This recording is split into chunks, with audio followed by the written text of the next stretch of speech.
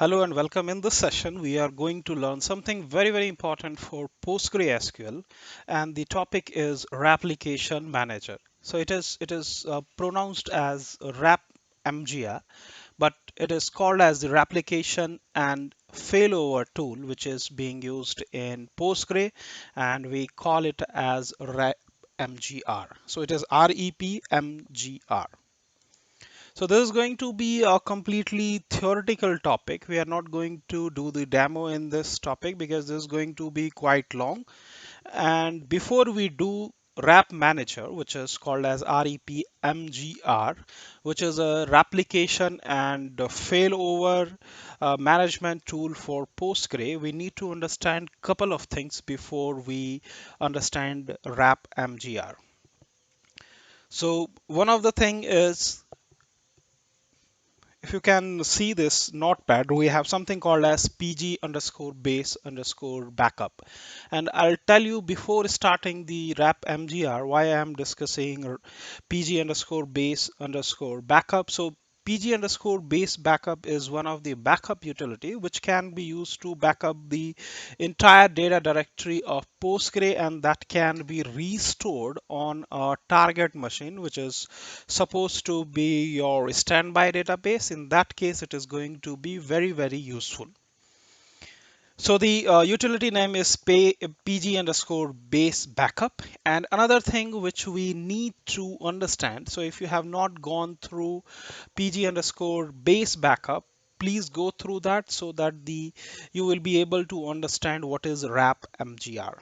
And before learning wrap mgr, you need to understand the basics of streaming replication in PostgreSQL. So this is going to be very important, like what is a streaming replication in Postgre and how standby data base, which is a copy of primary Postgre database, gets the data in a streaming way from primary using wall, which is used to. So there will be two things. One is wall sender, there will be wall receiver. So if you go through the streaming replication in Postgre, you will be able to understand that.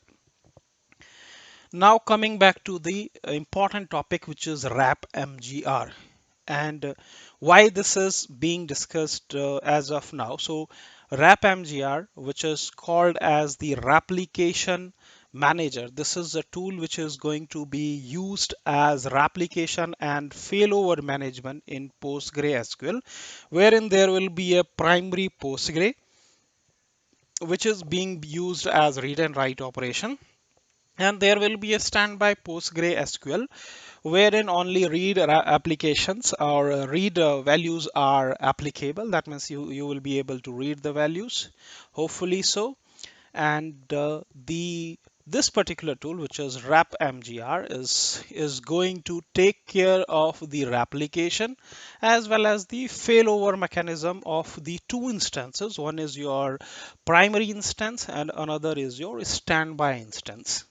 And we discussed two topics. One is the streaming replication, like how the data is replicated to the standby database using the streaming replication. And we saw what is pg underscore base backup, just a basic only. So if you do not know those two, go through that. So this topic is going to be easy for you to understand. So repmgr, it provides you two tools. One is repmgr, which is a command line tool which performs the administrative task like setting up the standby server. A standby server can be set up using the streaming replication, and which we have already seen. And using this particular tool repmgr, you can promote a standby server to primary, because that is the concept behind repmgr. In case you wanted to promote your standby to primary, you should be able to do that. So you can perform the switchover and failover operations in that case. So we can switch over primary to standby and standby to primary, and you can display the status of the servers when the replication is set up in the replication cluster. So that's a command line tool. You can do everything from there. So there is a daemon also. You can you can activate, which is repmgr.d. So you can monitor and record the performance of the replication. So when this repmgr.d works, it can detect the failure of your primary, and if there are applicable standby databases, then it can promote to the existing one to the primary. So that's the way this repmgr.d daemon works. There are few things which works behind everything. One is the user in repmgr. So in repmgr, which is a tool to for failover and your standby creation. So it when you create a user and you put it inside the, and when you store the information in a schema, the schema is automatically created when you create the extension. So you have to create repmgr as an extension. So we will see also like how to install it. So there will be an using the yum install. If you say repmgr and your if your Postgre version is 13, you have to download the required version of the repmgr. Then you create an extension, and then it is going. You can start rest of the configuration from there. So when you create the user, so what happens? The user will have its schema, and there are tables which are created when you initialize the repmgr process. So what happens? There will be few tables which are created like repmgr.event, which records the events which is related to your replication details, and you have something called as repmgr.nodes. So this is the schema name, repmgr, which is created. It informs the information related to the all nodes. Let's say if I have created two nodes, one is primary and one is standby, then that information will be stored over there. If there is another table which is very important, which is monitoring history, so this will have the information of all the historical standby information. And there are few views also which are important when you have to do some troubleshooting and if you have to find some information. One is repmgr.show node. So this is going to show the information which are based on your repmgr.nodes. In case you wanted to view the nodes, then it is going to be important if you don't want to expose the tables. So in that case, it is going to be helpful. So how we are going to install the repmgr? So repmgr can be installed from the binary package which is relevant to your operating system, or you can do it from the source. So installing it from the operating system package, it is very easy. So let's see how what are the requirements for installing repmgr. So you have to be very careful when you are trying to install the repmgr. Let's say if my PostgreSQL version is X, then you need to check out the compatibility whether your repmgr which we are trying to install. In most of the cases, you will go with the latest, which will have all the bug fixes enabled, and that will be more stable version. So if you have a two node, one is primary, one is your standby server, then repmgr has to be installed on both server which are involved in the replication cluster. So in our case, we are assuming it is just two nodes, so you have to install it on both the nodes. And if in case you have the Postgre version and Postgre version which is let's say major and minor. Major is your let's say 13 and minor is 0.1 or 0.2. It is something like that. So you have to make sure that they should have been taken care. So if you see this repmgr compatibility matrix, so there is on the top you will see repmgr 5.2. This is the version. It is supported, and it is the latest release has been 5.3, which is in the development phase, and it has been released in 2021. So what all Postgre databases it support is from 9.4, which is already not in use. If you see 9.6, 10, 11, 12, and 30, they all are being supported in 5.2. So make sure that you install the proper version of repmgr, because previous versions are also available, though they may not be of interest. When you try to install, make sure you mark the repmgr which is of your interest. And installing repmgr from the package. So repmgr, which was originally developed by I think it was second quadrant, which is still available in, which is I'll not say still, it is available in the public repository. So if you say sudo yum install repmgr 11, so this is going to install your repmgr 11. If you say repmgr 12, this is going to install your repmgr 12. If you say repmgr 13, it is going to install your repmgr 13. So you have to make sure that whatever Postgre version you have, it should be compatible with that. And what are the prerequisites for setting up the replication cluster with the repmgr? Let's say you have two nodes. One, the IP of first node is 192.168.1.51, and the standby where you are going to create it is 61. Then in that case, you have to ensure the below basic things. So one is, let's say on the primary I have installed Postgre 13, then on the standby also you need to install Postgre 13 binary only. We are not talking about initializing the database. We are just talking about the installation of the binaries. And you have to install the wrap manager, which is going to be matching with your PostgreSQL major version. Let's say you have installed Postgre 13 binary, then you have to install repmgr 13 as well. This is just on the installation of binary side, and on the primary side you have to create the database so that the data will be there. This data will be replicated on the standby database. Initially we discussed two things. One was your streaming replication, the way the data is replicated on the standby, and there was one more topic which is pg underscore base backup. In streaming replication also, when the data is backed up, it is backed up using pg underscore base backup, which fetches up the entire data directory from primary to the standby. Back behind the scene, this particular repmgr is going to use those tools. So let's talk about the networking. What is that networking which has to happen? So the two nodes, which are primary and standby, in both the nodes you should have the port for default. If you have default Postgre port, then it should be able to communicate on both the nodes. And if you are using repmgr to copy the configuration files which are located outside of your data directory, then ensure that you enable the SSH. If you don't do that, then whatever is there in the data directory, that will be copied, and anything else other than that will be skipped. So the SSH will be required only for that purpose and nothing else.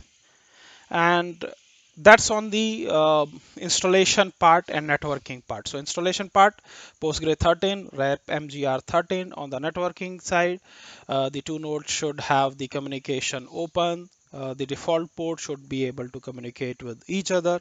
And we talk about the PostgreSQL configuration. This is going to be very, very important. On the primary server, which is my 192.168.1.51, please remember there is no demo in this because this is going to be the big one. So in another one, we will see the demo. So we'll see what are the different PostgreSQL .conf parameters which needs to be enabled on the source side.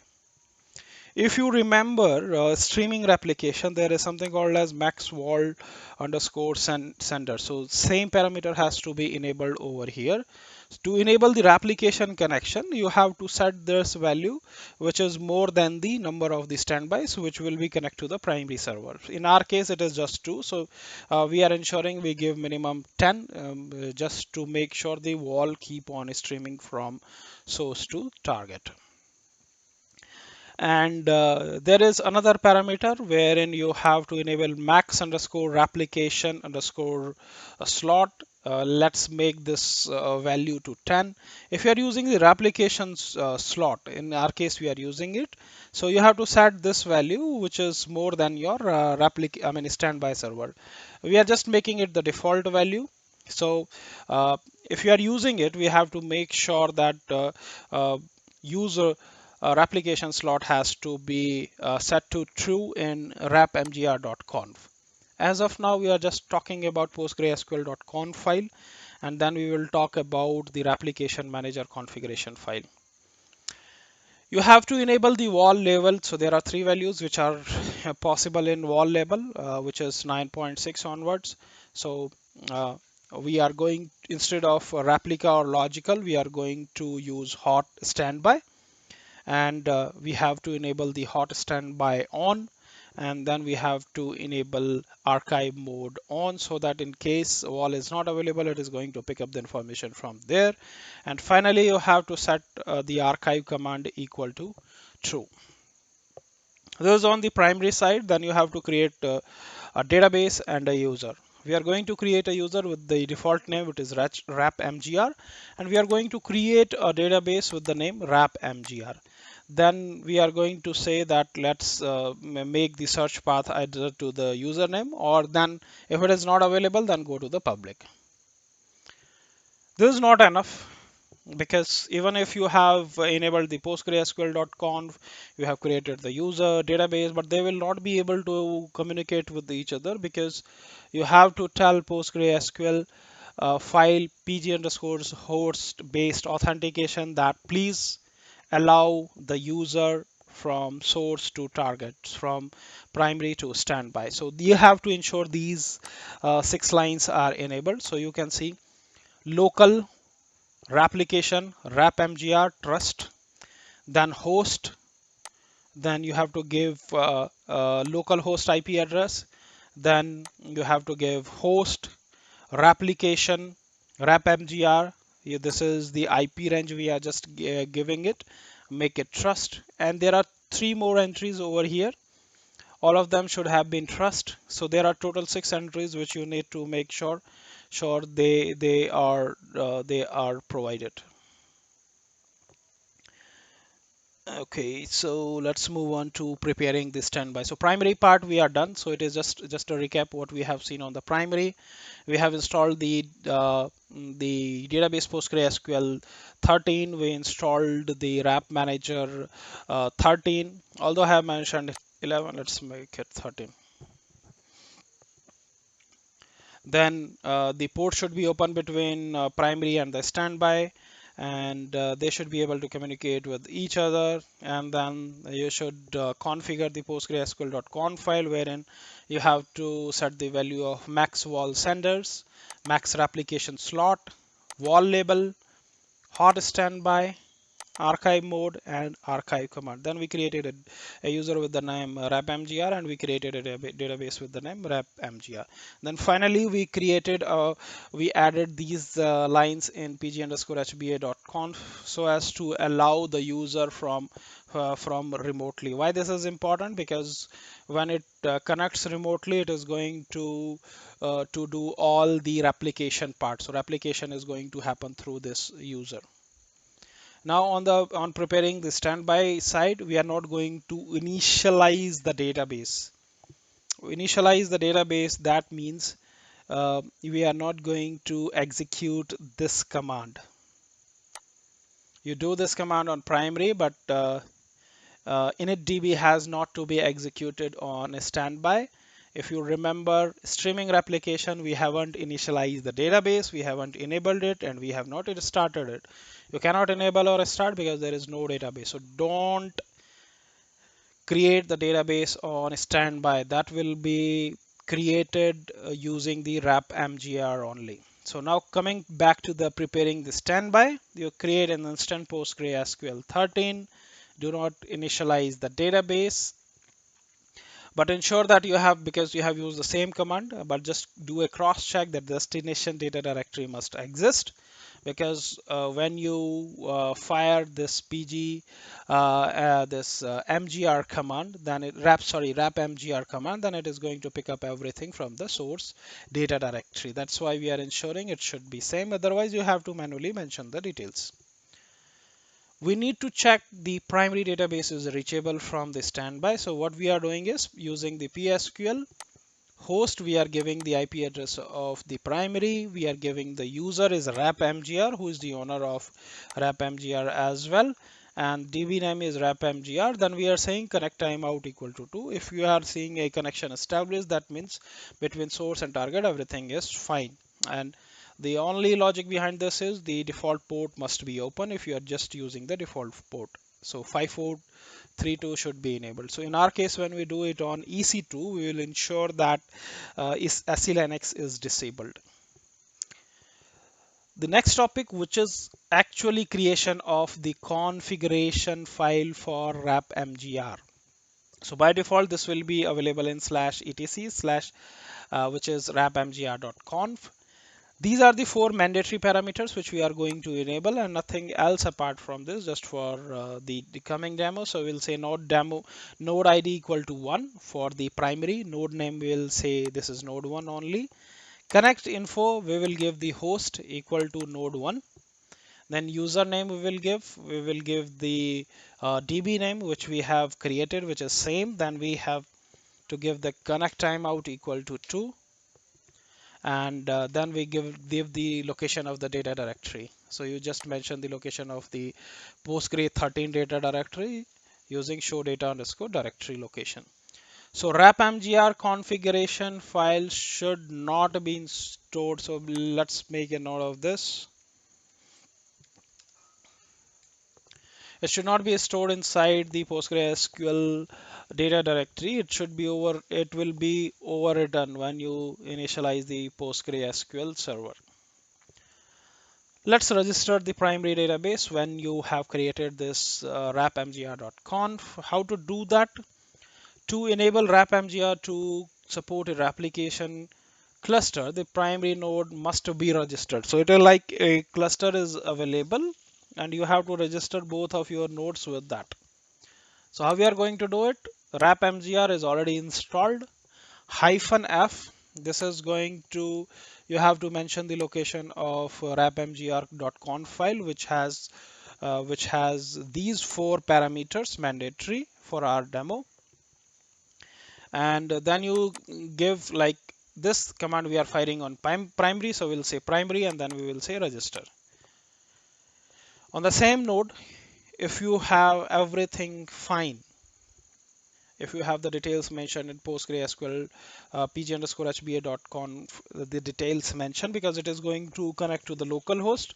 In that case, this will connect itself and this will verify the status of the cluster, and it will say it is registered. So after registry, you simply say the same command, repmgr-f location of the configuration file cluster show. This will show you what is the name of the node which is registered, and it will show whether it is running, or if it doesn't show, that means your register, this has not been registered.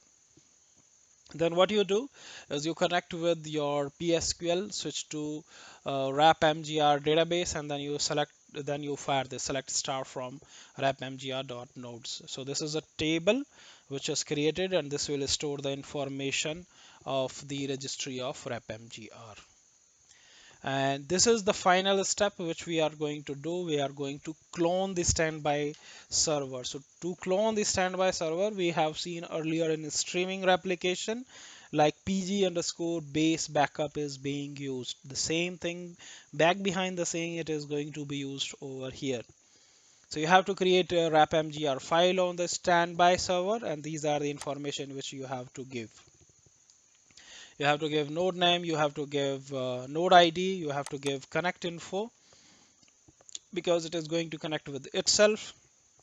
You have to give the data directory where the files will be copied, and you will have to give the dry run because you are not going to actually do it. It is just a dry run only. So in the first command you will fire repmgr -h. Then you have to give the primary IP address because it is going to fetch the details from primary -u username, which is going to do this entire replication. So we have created a user who's having the replication feature. So this particular user is going to do the replication -d. It is going to use the replication manager database. Then -f. We have created a configuration file with 4 parameters. Then we are doing it on a standby clone -- dry run. So this is just will do the dry run if everything you find is all the prerequisites for a standby clone are met. And you just remove the -- dry run. You just fire the same command without -- dry run, and then it will do all the replication step. And finally, back behind the scene, it is going to use your pg_base_backup. So it is going to fetch everything from your primary node. So it is mandatory you learn pg_base backup and streaming replication before you perform this. If you are gone into some problem, those concepts are going to help you. Now, once everything is cloned, you will be able to see few files. By default, any configuration file in primary data directory, whatever is there, it will be there in your standby as well. PostgreSQL conf, postgresql.auto.conf. So this will have those files information which is being used for pg_base backup.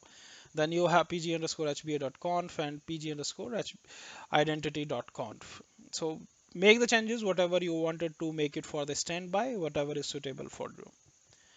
And finally, now because the data has come into the standby server, you will have to start it.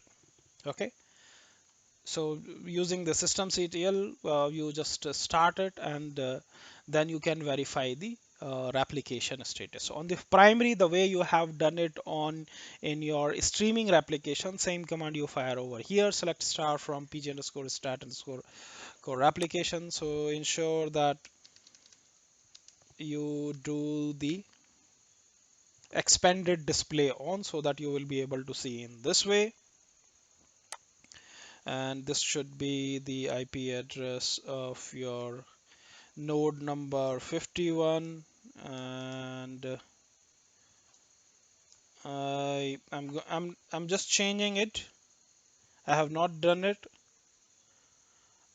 and just changing it. We'll do it. And in the same way, you have to check it on the standby side as well. You have to log into your standby as well, and then you have to check whether they are working properly or not. So these are just some random values which have been picked up. And all right, so on the target side, which is your standby side, you just say select star from pg_stat_well_receiver, because this is how you do it on the uh, the uh, the receiver side. And there is one important thing over here. You will have a file which is called as recovery.conf, which will be created as well. Now you have to register the standby because you have done the registry of your primary only. You have to register your standby as well. To register your standby, what you will do is you will simply say repmgr -f with your uh, configuration file standby and register. Once you do that, you simply say show me the details. So it is going to show you the details. So this is the way you do the setup, and in next one we will see how to do the setup step by step. So just a recap.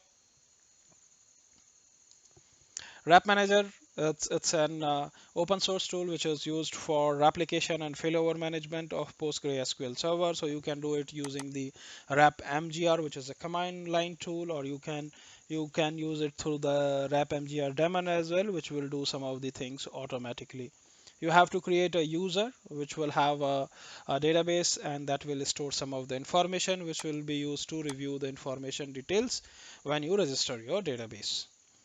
The requirement is you have to install the binary version of repmgr and postgre same, and these are the versions of the postgre which are available and the support they are doing for the postgre database. So how can you download the packages? So you just use yum install, because you will be doing it on Linux. And then you should have the two servers. One is the primary, another is standby. They should be able to communicate with each other, and if you want, you can have the SSH enabled, and so that anything which is outside of your data directory will also be copied and they will not be missed.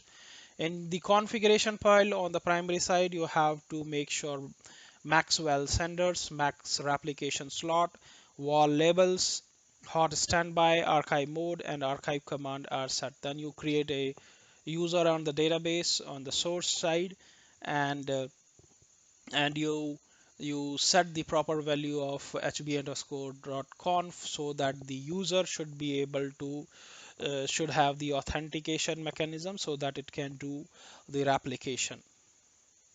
And then on the target side, you just have to install the binary and repmgr. Don't initiate the database, because if you initialize the database, you cannot create a clone. You have to delete the database directory, and then you have to initiate it. Ensure that you execute this command, which will ensure the standby has the connectivity with primary. Then you need to create a repmgr configuration file which will have minimum information. Then you have to register your primary with the repmgr. Then you find out whether primary is initiated or not. And then on the target side, on the standby server, you create a configuration file. Then you do a dry run, and then finally you clone it. Once you clone it, you will be able to see that pg underscore base backup has got executed back behind the scene, and it is going to fire some of the commands in background. And finally you will see that replication is working fine if everything is okay. So you can see pg underscore stat underscore application in expanded mode. You can see the pg stat well receiver, and then you have to register your standby as well when it is registered, and then we will do a demo. This part is very confusing unless or until you understand all the parts. Sometimes it creates a big problem, so I hope you are able to understand, and thank you.